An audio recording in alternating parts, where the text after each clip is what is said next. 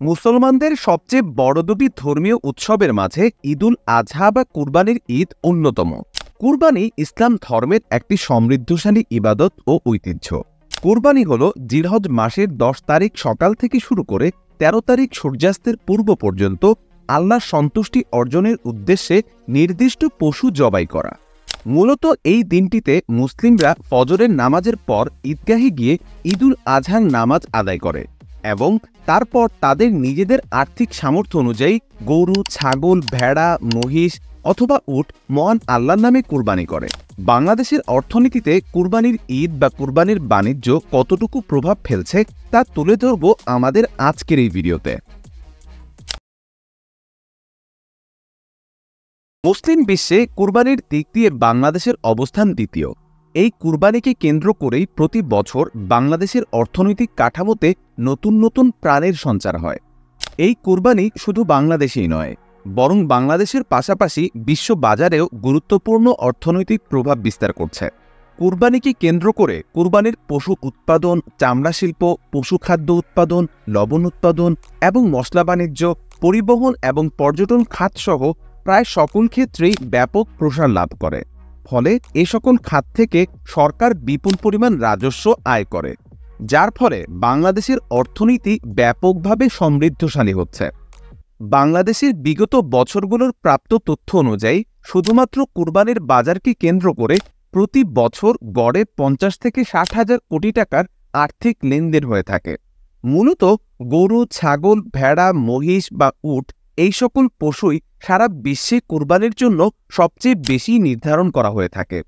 তবে বাংলাদেশে অন্যান্য পশুর চেয়ে গরুর চাহিদাই সবচেয়ে বেশি।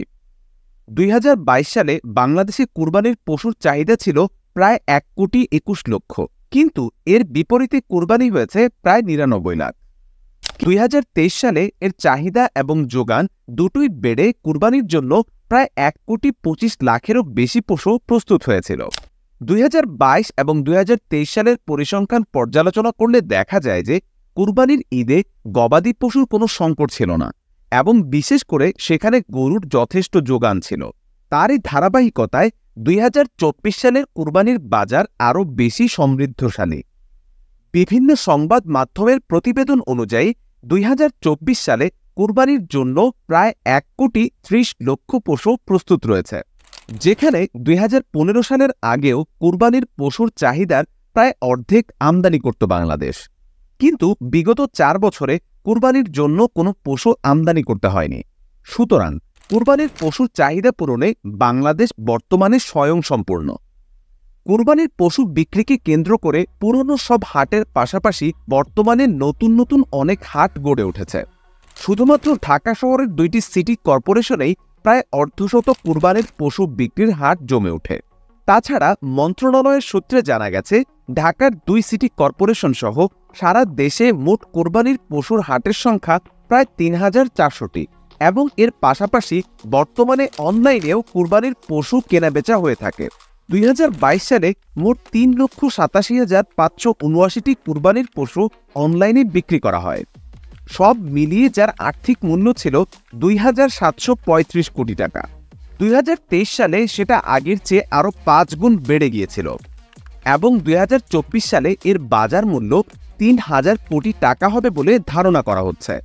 কোরবানির প্রাণীর চাহিদা পূরণের জন্য সারা বাংলাদেশে অসংখ্য খামার গড়ে উঠেছে। বর্তমানে দেশে 7 লাখেরও বেশি খামার রয়েছে। ঈদকে সামনে রেখে খামারিরা সারা বছর ধরে নানা রকম পরিকল্পনা এবং প্রস্তুতি নিয়ে থাকেন। এক পরিসংখ্যানে দেখা যায়, সারা বাংলাদেশে এই পশুপালন কার্যক্রমের সাথে প্রত্যক্ষ ও পরোক্ষভাবে প্রায় 2 কোটি মানুষ জড়িয়ে আছে। বর্তমানে অনেক যুবকরাই চাকরির পিছনে না ছুটে খামারের ব্যবসা করে আর্থিকভাবে স্বাবলম্বী হয়ে উঠছেন। এতে করে তারাও যেমন লাভবান হচ্ছেন, ঠিক তেমনি বাংলাদেশের অর্থনীতিতেও এটা ব্যাপক প্রভাব বিস্তার করছে। কোরবানির প্রাণী উৎপাদনের জন্য প্রচুর পরিমাণ খাদ্যের প্রয়োজন হয়। সেই খাদ্যের চাহিদা পূরণের জন্য দেশে বর্তমানে নানা রকম ফিড শিল্প গড়ে উঠেছে, যা দেশের অর্থনীতিতেও ইতিবাচক প্রভাব ফেলছে। কুরবানি উপলক্ষে পরিবহনের চাহিদাও অনেক গুণ বেড়ে যায়। এ সময় পরিবহন খাতে প্রায় ২,০০০ কোটি টাকার বাড়তি পরিবহন বাণিজ্য বা আর্থিক লেনদেন হয়ে থাকে।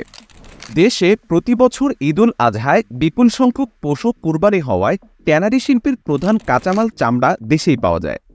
দেশীয় পশুতেই এখন পূরণ হচ্ছে কুরবানির চাহিদা। তবে বর্তমানে বাংলাদেশের চামড়া শিল্প কেবলমাত্র দেশেই নয়, আন্তর্জাতিক বাজারেও নিজস্ব চাহিদা সৃষ্টি করেছে। বিশ্ববাজারে বাংলাদেশের সব ধরনের চামড়া এবং চামড়াজাত পণ্যের চাহিদা রয়েছে বলেই সারা বিশ্বে চামড়াজাত প্রস্তুতকারী দেশ হিসেবে বাংলাদেশ উল্লেখযোগ্য অবস্থানে রয়েছে। প্রতি বছর শুধুমাত্র কুরবানি থেকেই প্রাপ্ত চামড়া সংগ্রহ, সংরক্ষণ এবং প্রক্রিয়াকরণকে কেন্দ্র করে প্রায় ১,০০০ কোটি টাকার ব্যবসা হয়ে থাকে।